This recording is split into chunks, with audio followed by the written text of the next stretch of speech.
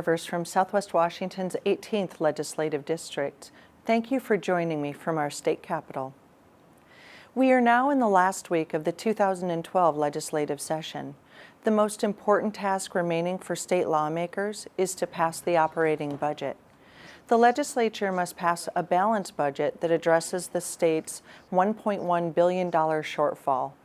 Two very different approaches have emerged to solve this problem, and I'd like to talk to you about both of them.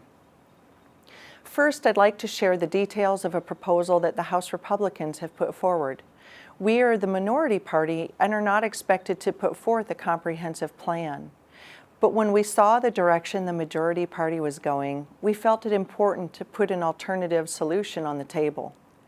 Our proposal would prioritize education, public safety, and our most vulnerable populations. It would fully fund basic education and levy equalization while maintaining funding for all-day kindergarten. It would also include education reforms and accountability measures to ensure that the money that we are spending is used wisely. For public safety, our plan would ensure that those convicted of serious crimes stay in prison, and those who are released are supervised adequately.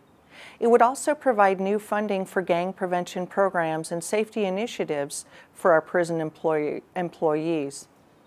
In addition to education and public safety, our third priority would be protecting the state's most vulnerable. We define our most vulnerable as those with developmental disabilities, those in our mental health system, and the elderly who require long-term care, and also children. In other words, those who cannot care for themselves due to no fault of their own.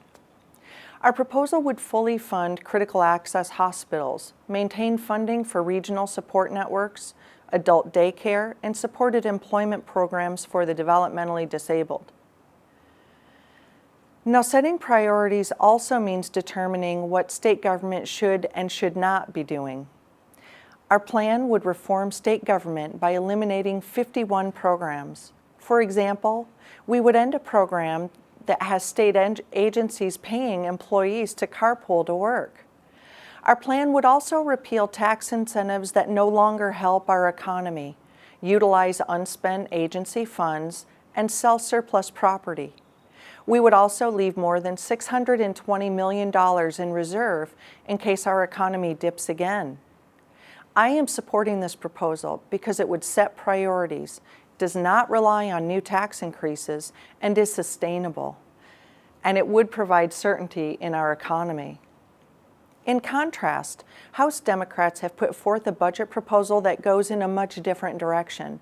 For example, their plan would rely on budget gimmicks such as delaying a major payment to our school districts and levy equalization funds that support our property-poor school districts. It would also place more burdens on local governments that would lead to new tax increases at the city and county levels. Their proposal makes cuts to community supervision that would put public safety at risk. It would also reduce funding for critical access hospitals that serve our rural communities, which could lead to closures. Looking at the big picture, the House Democrat plan would kick our budget problem down the road and ensure a multi-billion-dollar shortfall in the next budget cycle. This has also been the opinion of newspapers across the state, and I encourage you to read some of those articles. The bottom line is we must pass a budget that does not raise taxes. It reforms our state government and, most importantly, is sustainable. We need budget certainty, which will lead to more economic certainty. Well, that's all the time that I have left with you today.